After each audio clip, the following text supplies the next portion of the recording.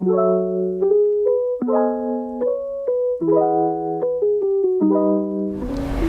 sahabat Ciremai, balik lagi bareng saya Nisa. Pada kesempatan kali ini kita ketemu lagi di Tanya Ahli.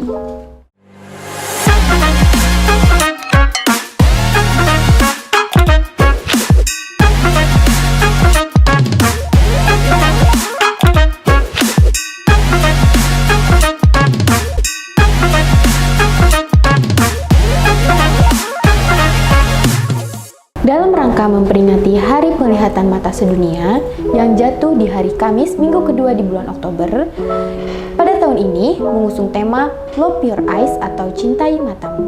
Seperti yang harus kalian ketahui, mata merupakan jendela utama dari tubuh kita, yang dimana 80% informasi yang kita dapatkan melalui penglihatan mata. Pada kesempatan kali ini, kita kedatangan ahli dari Rumah Sakit Tingkat 3 Ciremai, Dr. Tetri, spesialis mata di Rumah Sakit Tingkat 3 Ciremai. Assalamualaikum dokter. Waalaikumsalam warahmatullahi wabarakatuh, Mbak Nisa. Bagaimana dokter, apa kabar hari ini? Alhamdulillah, baik. Gimana dokter, menurut pendapat dokter mengenai Hari Penglihatan Mata Sedunia yang jatuh di hari Kamis minggu kedua di bulan Oktober ini?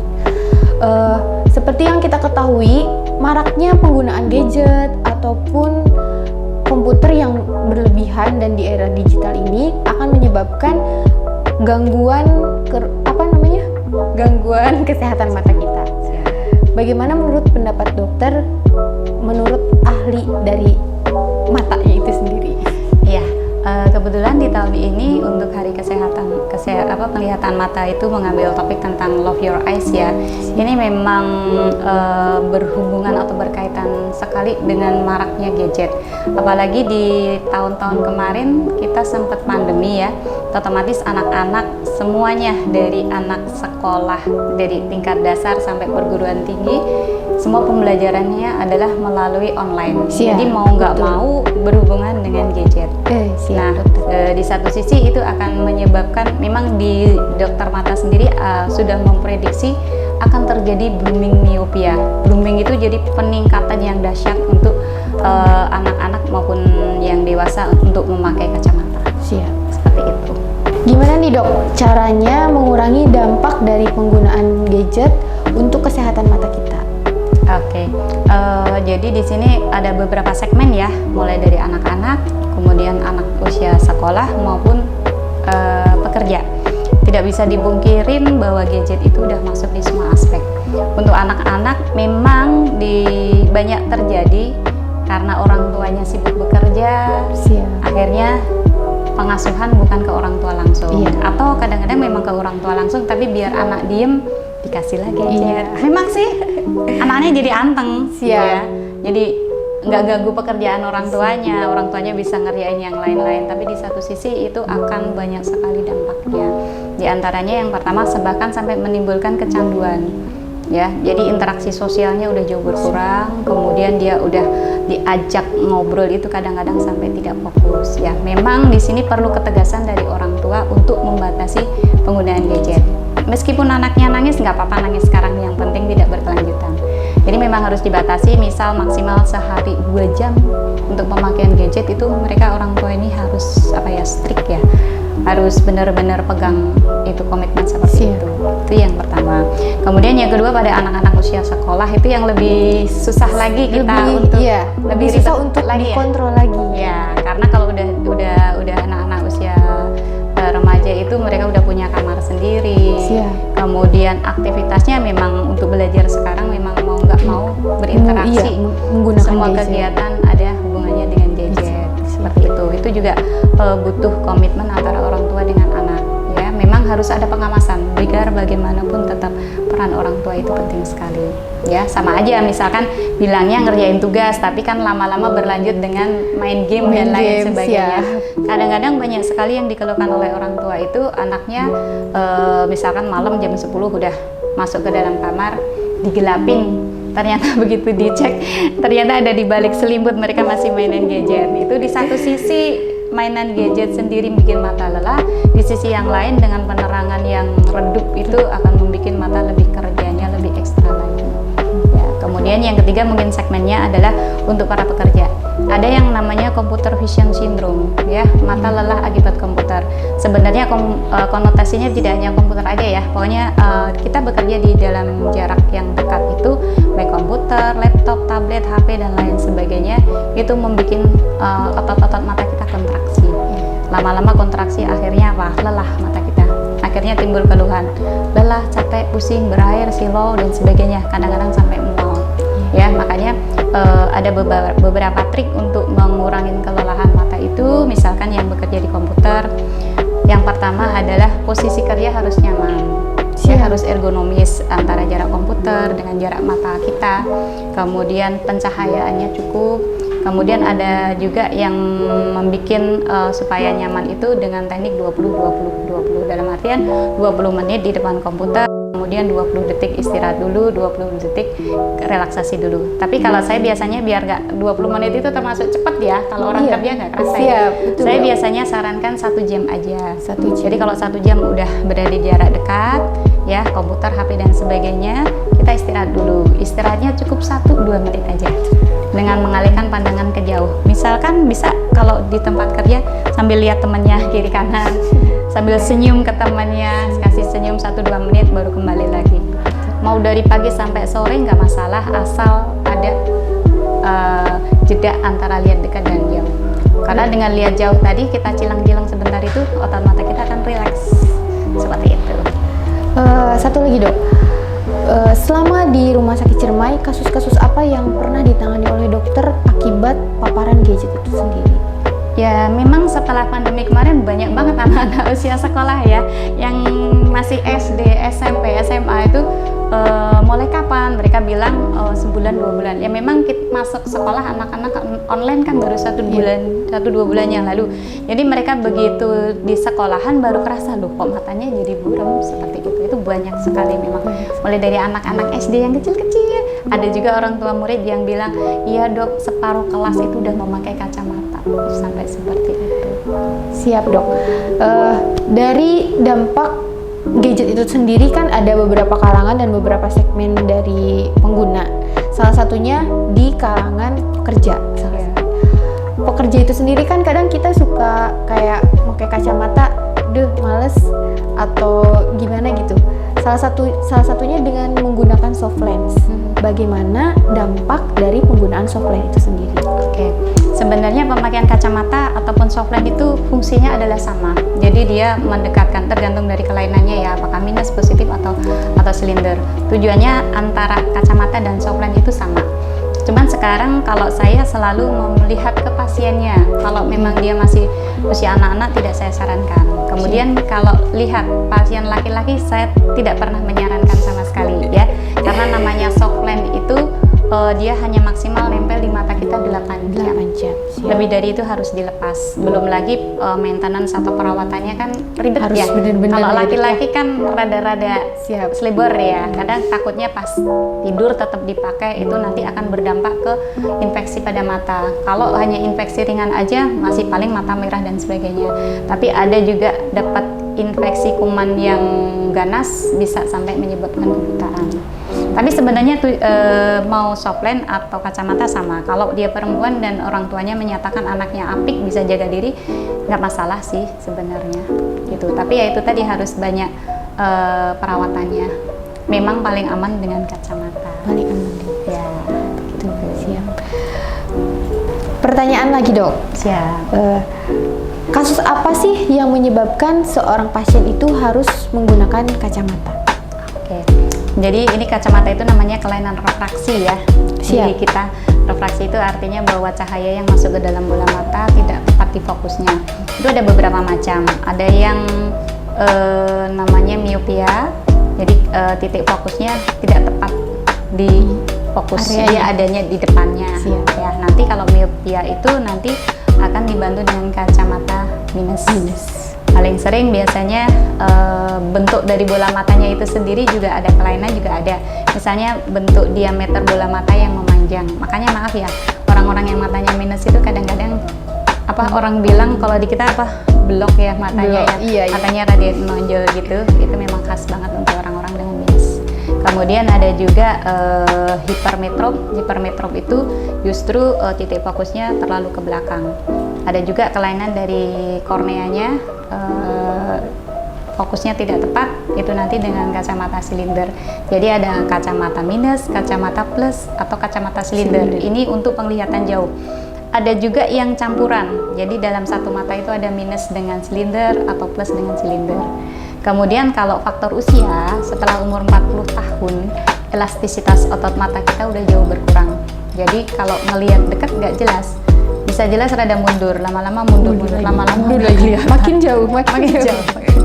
Nah, ini yang namanya presbyopia atau mata, ada yang bilang mata tua ya. Sebenarnya itu alamiah sih terjadinya, bukan suatu penyakit. Jadi mulai dari 40 tahun memang elastisitas otot mata berkurang.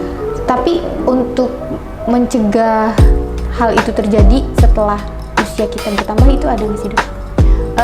Kalau selama usia pertumbuhan memang kita, kalau memang ada kelainan refraksi ya memang harus dikoreksi secara maksimal. Kemudian pemakaian kacamata itu rutin. Jadi kalau anak-anak usia pertumbuhan itu tiap hari kacamatanya dipakai.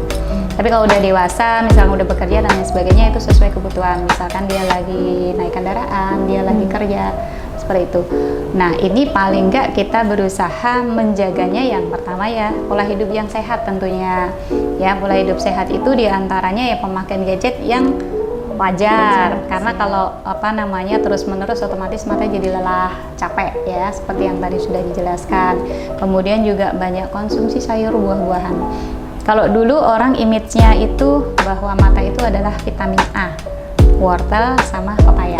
Ya, padahal tidak. Mata kita itu untuk saraf-saraf matanya itu butuh banyak vitamin. Ada vitamin A, C, E, lutein, zeaxanthin dan lain. Jadi semua sayur buah-buahan itu bagus. Penting ya, Dok? Penting untuk mata. Tapi bukan berarti dengan makan sayur buah jadi minusnya berkurang ya. Nggak ada hubungannya sama sekali. Ya. Jadi fungsinya vitamin-vitamin itu adalah menjaga supaya retina mata yang posisinya ada di belakang bola mata itu tetap. Kalau dia menempel kuat, insya Allah akan stabil. Karena untuk mata yang minus tinggi yang saya bilang tadi, bola matanya agak memanjang, dia ada tarikan dari saraf matanya, dia jadi lebih rapuh. Kalau lebih rapuh, ringan, gampang terlepas. Kalau lepas, operasinya harus nyambung saraf seperti itu, ditempelin lagi. Sejauh ini ada nggak sih, Dok, yang kasus-kasus sampai harus menyambung saraf kayak gitu? Banyak. Biasanya pada kasus-kasus dengan minus tinggi atau orang-orang yang banyak bekerja, ngangkat berat, seperti itu, ada tekanan seperti itu. Seperti yang saya pernah ketahui dan pernah saya dengar tuh, Dok, seiring bertambahnya penggunaan kacamata itu sendiri bukan menyebabkan semakin berkurangnya minus yang kita alami, akan tetapi akan semakin bertambah. Apakah itu betul atau hanya sebatas mitos saja? Dan bagaimana cara mengurangi minus yang selain menggunakan kacamata? Memang banyak beredar image bahwa dengan memakai kacamata justru ukurannya bertambah ya. Itu sebenarnya nggak ada hubungannya sama sekali. Dalam artian kacamata itu kan hanya alat bantu untuk memperjelas penglihatan. Yang fokusnya kurang ke belakang dimajuin, yang kurang ke depan dimundurin, seperti itu. Nah, jadi nggak ada hubungannya antara dengan memakai kacamata terus jadi minusnya bertambah atau tidak. Jadi itu kan banyak faktor. Kalau minus, silinder dan lain sebagainya itu kan sebenarnya dua faktor utama. Yang pertama faktor genetik atau keturunan. Faktor keturunan itu pegang peranan juga. Kalau nenek moyangnya memang apalagi yang minus-minus tinggi itu udah, kalau keturunan kita nggak bisa cegah. Memang dari sananya, garis keturunannya ya. Yang kedua yang sekarang marak itu ya pemakaian gadget itu dari pola hidup kita. Nah, yang bisa kita kendalikan adalah pola hidup kita. Dari pola hidup itu seperti itu. Jadi misalkan untuk kelainan yang minus ya, miop itu pun ada dua macam, ada yang biasa dan ada yang progresif. Kalau yang minus progresif itu hampir tiap tahun dia ada penambahan ukuran dan itu memang tidak bisa dihambat. Tidak bisa ya, memang tipenya yang seperti itu. Makanya nanti akan kita lihat setelah usia pertumbuhan selesai sekitar 17 tahun apakah masih ada terus penambahan ukuran atau tidak. Kalau yang tidak stabil, dia biasanya udah stuck di situ atau mungkin naik setengah, seperempat itu dalam jangka 1-2 tahun ke depan. Tapi kalau yang progresif tiap tahun selalu ada penambahan ukuran seperti itu. Makanya sekalian menjawab pertanyaan yang tadi ya, untuk mengatasi minus ya, satu-satunya jalan adalah dengan operasi lasik. Apa itu, Dok, operasi Operasi lasik itu operasi dengan menggunakan laser, tapi syaratnya usia pertumbuhan udah selesai dulu, 17 tahun ke atas. Ya, nanti akan dilihat jenis minusnya. Yang seperti tadi, apakah biasa atau progresif. Kalau progresif, misalkan dia memaksakan dalam artian sekarang kan banyak sekolah ikatan dinas, kemudian untuk masuk ke angkatan itu mensyaratkan tidak boleh minus ya. Untuk mensiasati itu mereka operasi lasik dulu. Biasanya memang akan diedukasi kalau minus progresif, mungkin nanti setelah operasi 2-3 tahun ke depan akan muncul lagi, tapi tidak separah yang awal dialami sekarang. Ya, jadi nanti kalau operasi lasik itu dengan menggunakan sinar laser, hitam-hitam mata kita atau kornea mata kita itu ditipisin. Gitu. Karena pandangan kita tuh operasi lasik, belum banyak orang yang mengetahui apa itu operasi lasik, karena kita tuh selalu berpikir operasi berhubungannya dengan darah apa segala macam. Itu tuh gimana tuh, Dok? Kalau operasi lasik itu sebenarnya simpel aja sih, bahkan obat untuk biusnya aja hanya berupa tetes. Jadi hanya ditetesin matanya, kemudian ngelihat ke titik warna merah, udah sinar lasernya bekerja. Nggak kerasa sih sebenarnya, mungkin awal-awal mungkin masih berair, ganjel seperti itu. Berarti sih, ini merupakan salah satu solusi dari bagi orang-orang yang memiliki minus berlebih, minus lebih, pengen masuk ke sekolah kedinasan ataupun angkatan, bisa dengan cara operasi lasik. Betul, seperti itu. Bagaimana, Dok, cara menumbuhkan rasa empati kita terhadap orang yang mengalami gangguan kesehatan mata yang ada di sekitar kita?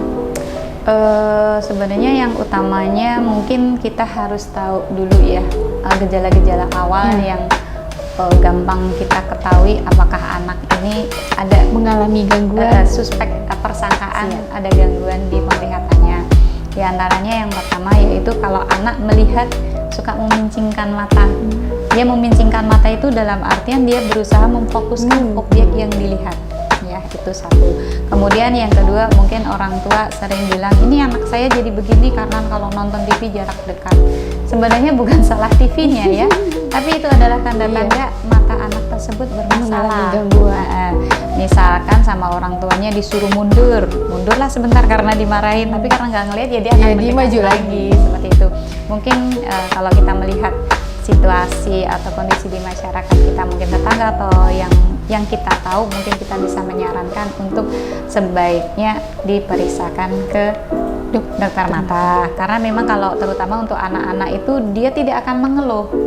Seringnya tidak mengeluh karena mungkin dikiranya teman-teman sebayanya juga seperti itu. Atau kalau mungkin kalau melihat itu jaraknya amat dekat banget, kalau membaca suatu objek dekat banget. Atau anak yang masih kecil dia lari atau jalan sering terjatuh atau nabrak, nah itu berarti ada sesuatu harus segera dikonsulkan. Itu bukan berarti yang sehat pun tidak ya, kita sendiri pun yang sehat pun sebaiknya juga deteksi dini. Minimalnya setahun sekali kita kontrol untuk kesehatan. Baik, Dok, terima kasih dokter atas waktunya. Semoga kita bisa bertemu lagi di lain kesempatan dengan topik-topik yang jauh lebih menarik. Insya Allah, mudah-mudahan bisa ketemu lagi. Siap, dokter. Baik, sahabat Ciremai, bincang-bincang kali ini dicukupkan sekian. Kesimpulannya adalah pentingnya menjaga kesehatan mata karena mata merupakan jendela dunia. Dan pentingnya peran orang tua untuk menjaga kesehatan mata anak-anaknya, salah satunya dengan cara mengurangi penggunaan gadget.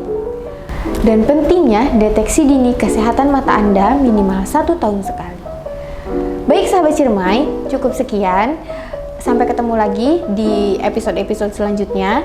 Untuk sahabat Ciremai yang ingin berkonsultasi mata, silahkan datang ke Poliklinik Mata Rumah Sakit Ciremai. Untuk jadwal dokternya nanti ada di description box. Sekian dan terima kasih.